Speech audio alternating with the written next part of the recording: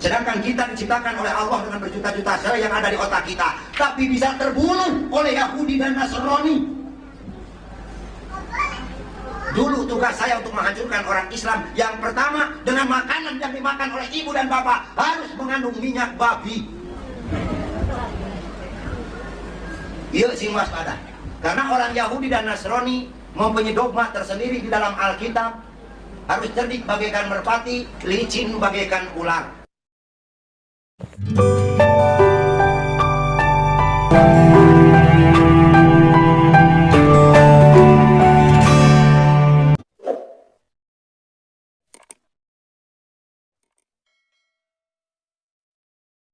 Salam teman-teman sekalian, berjumpa kembali dengan saya Arif Gule di channel TV Laskar Kristus ini.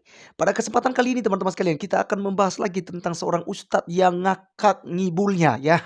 Ngibulnya berbohong ya, melakukan pembohongan publik dan bisa jutaan orang yang sudah menonton ini. Karena hal ini terus diviral-viralkan di channel umat muslim ya. Ya, youtuber muslim, di mana mereka bangga dengan ini. Jadi lucunya teman-teman sekalian, mereka mudahnya percaya dengan kesaksian bapak ini. Bahkan umat yang sedang mendengarkan juga percaya ya. Jadi teman-teman, dia mengatakan bahwasanya dia kuliah di 7 negara untuk belajar sekolah pendeta, dan bahkan dia udah menjadi seorang misionaris setelah udah bergabung di dewan gereja di Indonesia, dan tugas utamanya yang bikin ngakak adalah untuk menghancurkan orang-orang Islam. Dan salah satu strateginya yang dia dapatkan adalah semua makanannya yang diberikan kepada umat muslim harus mengandung minyak babi. Lalu dia mengutip satu firman Tuhan yang menurut saya juga tak bolak-balik. Katanya orang Kristen itu harus cerdik seperti merpati dan licik ya, seperti ular katanya ya. Oke, jadi sebelum kita berkomentar lebih jauh, mari kita terlebih dahulu untuk menonton videonya supaya kita paham bersama dan bisa berkomentar. Mari kita lihat video berikut ini. Universitas tidak, tapi MBA singkatan mantan budak Angon, alias pendeta. Ya kan, pendeta budak Angon. MM-nya mantan misionaris. Pendidikan sekolah Alkitab saya di 7 negara. Jadi lamun di Islam masantren meureun. Yang pertama saya mengambil STT, Sekolah Tinggi Teologi di Beijing. Yang kedua di Belanda, ketiga di Vatikan, keempat di Jerman, kelima di Australia, keenam di Venezuela, ketujuh di Korea. Kayak orang Korea sih ngadengin. Dan selama 6 bulan saya dididik di Amerika, tepatnya di Boston, untuk mengikuti strategi misionaris. Sepulang dari Amerika kembali ke Indonesia, bergabung dengan Dewan Gereja Indonesia dengan tugas untuk menghancurkan Islam atau untuk mengkristenisasikan Indonesia. Kenapa ini bisa terjadi? Sedangkan kita diciptakan oleh Allah dengan berjuta-juta sel yang ada di otak kita, tapi bisa terbunuh oleh Yahudi dan Nasrani. Dulu tugas saya untuk menghancurkan orang Islam, yang pertama dengan makanan yang dimakan oleh ibu dan bapak harus mengandung minyak babi. Yuk sing waspada. Karena orang Yahudi dan Nasrani mempunyai dogma tersendiri di dalam Alkitab. Harus cerdik bagaikan merpati, licin bagaikan ular. Ya, teman-teman sekalian, itulah cuplikan video daripada bapak tua ini. Saya katakan bapak tua yang sudah bau tanah, seharusnya bertobat, seharusnya mendalami tentang pengajaran agamanya. Tetapi ya kembali lagi teman-teman sekalian, karena memang jualan mereka itu adalah agama Kristen, dan ya tentu saja mereka menjelekkan ya agama-agama mereka sebelumnya. Nah, teman-teman, yang lebih lucu di sini adalah banyak orang yang menjadi percaya dengan kebohongan ini. Ya, saya katakan tadi bahwa jutaan orang yang sudah menonton ini ya di Indonesia dan menjadi percaya. Jadi bayangkan teman-teman sekalian ya, kalau para ulama semacam ini ya banyak di Indonesia. Indonesia ini mau jadi apa teman-teman? Bisa saling berkelahi satu dengan yang lainnya gitu. Jadi memang kita melihat ini punya pengajaran-pengajaran yang menyesatkan banyak orang. Dan saya harap mari kita bijak. Orang-orang Kristen ya nggak usah manas. Mari kita tepuk jidat saja. Kita berdoa, "Oh Tuhanku, oh Tuhan Yesus, betapa bodohnya dan gobloknya ustadz ini." Itu aja teman-teman sekalian. Karena Tuhan Yesus berkata bahwa kasihilah musuhmu, berdoalah bagi mereka yang memfitnah, menjelekan, mencaci maki kamu, bahkan membunuh kamu sekalipun. Mari kita berdoa buat mereka. Teman-teman sekalian, ini tidak perlu dicontoh gitu ya. Biarkanlah umat muslim yang doyan dengan ini. Pasti banyak yang doyan. Saya terlalu yakin dengan itu. Karena umat muslim pada dasarnya memang sih dalam tanda kutip ya, nak semua. Tetapi ya kebanyakan mereka suka dengan ceramah-ceramah seperti ini. Jadi ya serang Kristen, busukan kekristenan, jelekan kekristenan ini mereka suka. Nah, ada satu kemarin teman-teman sekalian ya, yang mengaku pendeta tahun 80-an katanya. Dia bersaksi ya di channel YouTube Islam juga. Tetapi puji Tuhan, kemarin itu dia sudah klarifikasi. Dia sudah minta maaf dan mengakui bahwa dia bukan seorang mualaf, tetapi dia muslim sejak lahir dan dia sudah berbohong di publik. Dia udah minta maaf dengan hal itu. Jadi kita berterima kasih dengan itu teman-teman sekalian. Akhirnya dengan cara kita untuk membongkar trik mereka, membongkar cara mereka untuk berbohong, maka ada banyak orang yang menjadi sadar dan tentu menegur ya para ustadz yang bertakiyah ini, dan akhirnya mereka meminta maaf secara publik. Bahkan ada pada waktu itu juga yang mengaku-ngaku sebagai anak kardinal ya, dan ya sudah juga minta maaf secara publik. Artinya teman-teman sekalian, kita harus selidiki, termasuk bapak ini katanya sekolah di Korea, sekolah di Amerika, sekolah di Jerman, sekolah di Vatikan Roma ya. Tapi ya pengetahuannya itu saya mau katakan bahwa bisa disetarakan dengan anak sekolah minggu.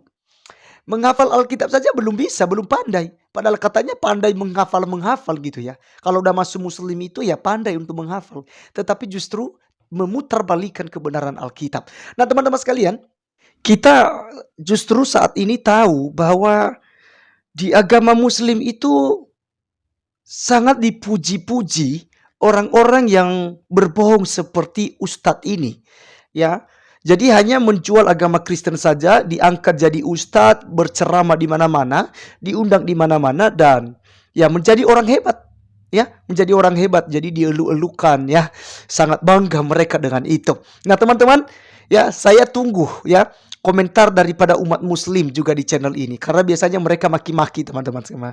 Jadi silakan maki-maki, tidak masalah, kami terima kok ya, tidak apa-apa. Lakukan saja, karena dari ucapan Anda pun untuk berkomentar itu sudah mewakili tentang otakmu dalam belajar agamamu ya. Jadi silakan saja, mau memaki-maki silakan.